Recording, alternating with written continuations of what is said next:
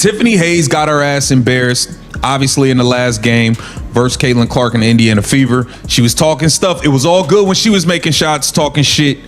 When Caitlin Clark started hitting shots, talking shit, all of a sudden it's a big problem. It's a problem now, yeah. It's a problem. So Tiffany Hayes being unprofessional that she clearly is at 30, 35, 36 years old. 36. We're not talking about a 22-year-old. We're not talking about a 23-year-old. Why is Caitlin Clark 24 and acting like the only adult in the building? What if the biggest controversy in the WNBA right now isn't happening on the hardwood at all, but exploding across social media, where Tiffany Hayes has suddenly been pulled into a firestorm of allegations claiming she may have fueled threats directed at Caitlin Clark? The accusations have sparked outrage, divided fans, and sent timelines into complete chaos as conflicting stories continue to emerge. With every new claim, the situation grows more confusing, and the silence from league officials has only intensified the speculation. What actually triggered this controversy? Why are so many details being disputed? And has the truth already been lost beneath the endless noise, rumors, and reactions consuming the basketball world? Bro, just when you thought the Caitlin Clark, Tiffany Hayes thing was over with and the shit-talking component was over with, here goes Tiffany Hayes co-signing social media attacks and physical attacks of violence on Caitlin Clark, commenting on attacking Caitlin Clark, and literally condoning criminal activity on Caitlin Clark. This is from a WNBA basketball player in a league of freaking fugazi shits who sit here, walk around about being threatened by Caitlin. Nobody expected a routine regular season matchup between the Indiana Fever and the Golden State Valkyries to spiral into a full-blown social media controversy.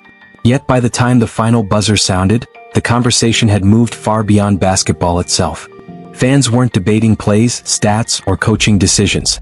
They were dissecting screenshots, sharing theories, and treating every new post like breaking news. What began as just another game suddenly turned into something much bigger, transforming a single night on the court into a controversy that continues to grow with every passing hour. Where it went way too far. It was already too far, but this is unnecessary. This is unnecessary, and you need to grow up. So, this person goes online and says, listen, I got some cousins. We don't need. I got some cousins. We don't speak about that. We'll ride at dawn upon request. Just let me know. And Tiffany Hayes said that's real. So it seems like you are okaying physical harm to someone because you got outdid in the back. That kind of intensity comes with the territory in the WNBA, especially when some of the league's fiercest competitors share the same court. Nobody shows up expecting 40 minutes of friendly exchanges and flawless sportsmanship. Fans want passion, physicality, and the edge that comes from players refusing to back down. They expect hard fouls, heated moments, and the kind of competitive fire that can make a game feel one possession away from boiling over. It's part of what makes these matchups so compelling, and why every emotional moment immediately grabs attention. Tiffany Hayes, girl, you are doing too much. On Threads butthurt because you got a logo bomb on your head. You got smoked. It's okay. Please move on. And to be clear, Tip started the trash talk during the game. And now you on Threads replying to fans saying that your growth is a gift because you were able to keep your composure. Keep your composure from normal basketball trash talk? What? Somebody said they got cousins that are ride at dawn. And Tiff on there like, LOL, I F with y'all. Y'all my peeps. The intensity between Tiffany Hayes and Caitlin Clark was impossible to ignore throughout the game. Hayes stayed attached to Clark on nearly every possession, applying relentless pressure and making every touch difficult. Their matchup carried an extra layer of emotion, the kind that naturally develops when two highly competitive players refuse to give an inch. Every cut, every screen, and every defensive stand seemed to add another chapter to an ongoing battle unfolding in real time. Clark responded the way she often does when the pressure reaches its peak, by embracing the moment. Midway through the action, she rose up and buried a deep three-pointer that instantly changed the atmosphere inside the arena. It was the type of shot that felt inevitable the second it left her hands, as if everyone in the building already knew what was coming. The ball splashed through the net, the crowd exploded, and the energy shifted in an instant.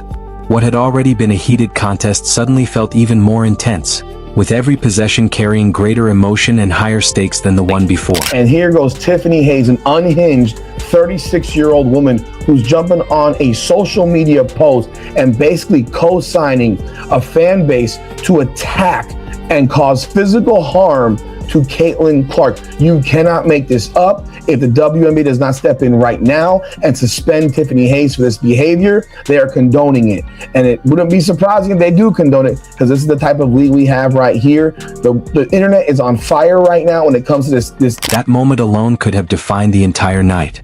It had everything fans love: intensity, star power, and the kind of rivalry energy that makes an ordinary regular season game feel like a playoff showdown. Under normal circumstances, that shot and the battle surrounding it would have been the headline everyone remembered long after the final buzzer. Instead, the story took a dramatic turn once the game ended. As the players left the court, the conversation quickly shifted online, and that is where the situation began to spiral. What started as a heated basketball storyline suddenly evolved into something far more serious when screenshots began circulating that allegedly showed Hayes interacting with social media posts referencing threats directed at Clark away from the game itself. At that point, the discussion was no longer about tough defense, emotional exchanges, or competitive fire between two athletes. The focus had shifted toward questions of responsibility, player safety, and the role social media can play in amplifying already heated situations. That change in focus is what caused the reaction to explode so quickly. Fans flooded social media with responses almost immediately. The conversation moved away from game highlights and box scores and toward scrutiny of every screenshot, every interaction, and every timeline detail. Posts spread at lightning speed, reactions piled up by the minute, and users began dissecting the situation from every possible angle. Before long, timelines were filled with theories, accusations, and counterarguments, turning what began as a basketball discussion into one of the most talked about controversies surrounding the game. What the general idea was on Caitlin was it blitz the pick and roll, essentially. I mean, you guys, saw what we're doing, right? But like I said, just to the prior press conference before was we were being disruptive. We know that she doesn't like physicality. Whoa. She don't like physicality. Y'all was out there hacking. What are you talking about? She don't like? Y'all be trying to make it seem like Caitlin. Some fans reacted with outrage. Others expressed confusion. Many simply wanted answers about how a basketball storyline had suddenly expanded into a conversation involving alleged threats beyond the game itself. That is largely why the reaction became so intense. For most people, the line between on-court competition and off-court safety concerns is a clear one. Hard fouls, physical defense, trash talk, and heated rivalries have always been part of basketball. Fans expect emotion. They expect intensity. Nobody buys a ticket expecting athletes to spend 40 minutes exchanging compliments while competing at the highest level. The passion, tension, and occasional confrontations are part of what make the sport so compelling. But once discussions about player safety enter the picture, the conversation changes entirely. Viewed through that lens, the controversy became less about a single social media interaction and more about how public figures choose to respond when serious allegations or safety concerns begin circulating around them. That is why many observers viewed the situation as something that demanded a thoughtful response rather than being dismissed as routine online drama. As criticism continued to grow, another development began drawing attention. Reports circulated that Hayes had blocked several accounts criticizing her actions. Whether intentional or not, that detail only added fuel to an already expanding controversy. In the world of social media, blocking critics during a public dispute rarely brings a story to an end. More often, it creates new questions, sparks additional speculation, and gives audiences another angle to debate. For some fans, the reported blocks were viewed as an attempt to shut out bad faith criticism. For others, they were interpreted as avoiding accountability. Regardless of which side people supported, the result was the same. The conversation became even louder. What had started as a basketball rivalry was now evolving into a much broader debate about perception, responsibility, and how public figures navigate controversy in an era where every interaction can become a headline within minutes. Listen closely. She would never get to play games. No questions? I'll ask. So if you listen closely, the latest player that wants to get clout off of Caitlin Clark just said, if they start calling fouls on her, she'll never get to play in the games. Well, I just find that mighty funny because Caitlin Clark just had 5 fouls. Wouldn't that mean that they was calling the fouls on? Critics argued that the blocking appeared to be an effort to avoid accountability rather than directly address the concerns being raised. Supporters saw it differently, viewing it as a reasonable response to overwhelming criticism and a way to protect personal boundaries in an increasingly hostile online environment. Regardless of which interpretation was correct, the result was the same. The debate only grew larger. That is often the reality of modern social media. Once screenshots begin circulating, the discussion takes on a life of its own. Every action becomes evidence for one side or the other, every response is scrutinized, and every new development creates another wave of reactions. At that point, controlling the narrative becomes nearly impossible because the conversation is no longer being driven by the people involved, but by thousands of others interpreting events in real time. As the controversy expanded, attention gradually shifted beyond Hayes herself and toward the WNBA as a whole. Fans began asking whether the league would respond and, if so, what that response might look like.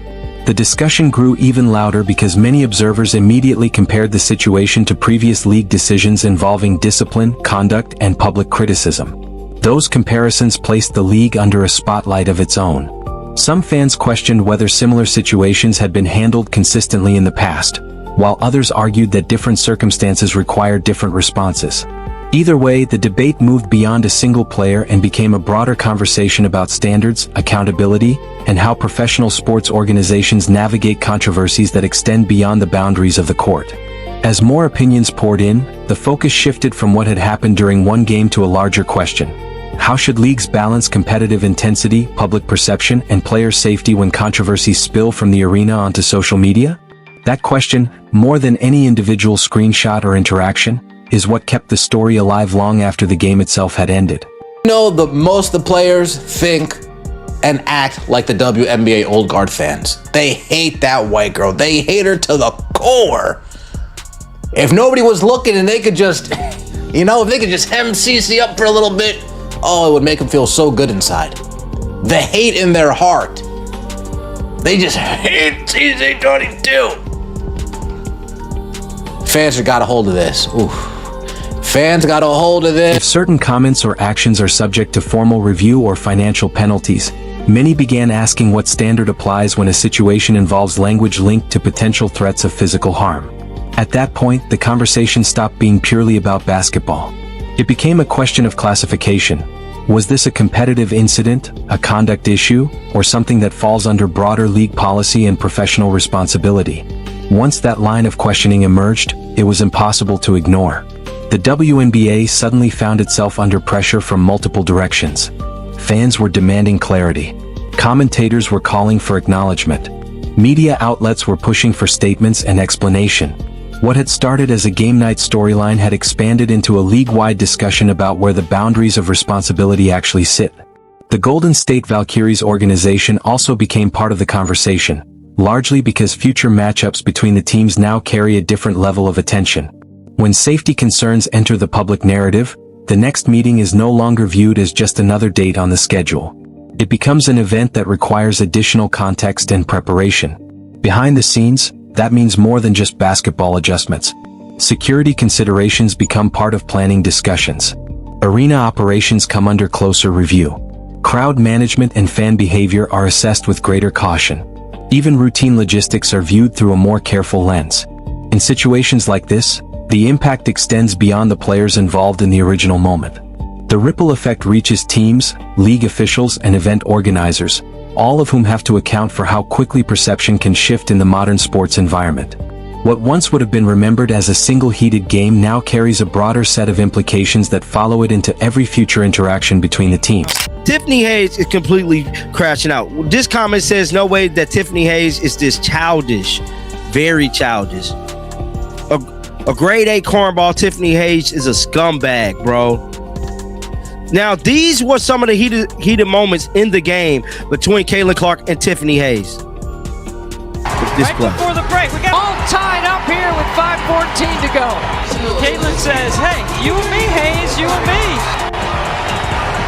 Professional sports organizations are expected to treat situations like this with care, because they cannot rely on hope as a substitute for planning. When a controversy reaches this level, preparation, communication, and response all become critical. That is why many believe the organization has a responsibility to acknowledge the seriousness of the moment and ensure that future games are managed with appropriate attention to safety, perception, and crowd dynamics. At the same time, Caitlin Clark has once again found herself at the center of a broader WNBA narrative that seems to follow a familiar pattern this season. Nearly every major league conversation eventually circles back to her in some form. Whether the topic is ratings, ticket sales, physical play, officiating decisions, rivalries, media coverage, or fan engagement, her presence amplifies the discussion almost instantly. That level of visibility means every foul she draws is replayed and analyzed from multiple angles. Every on-court exchange is dissected in detail. Every social media reaction connected to her becomes magnified well beyond its original context. Moments that would normally pass without much attention quickly evolve into headline material simply because of the spotlight surrounding her. The irony in all of this is that, underneath the controversy, there was still a strong basketball game. The matchup itself had all the elements the league typically hopes to showcase: intensity, star power, emotional competitiveness, and a loud, engaged crowd. It delivered exactly the kind of atmosphere that grows interest in the sport and keeps fans invested. Yet much of that performance was overshadowed. Instead of the game being the lasting memory, the post-game conversation took over completely, pulling attention away from the basketball and into everything surrounding it. What should have been remembered primarily for the competition on the court instead became defined by everything that happened once the final buzzer sounded.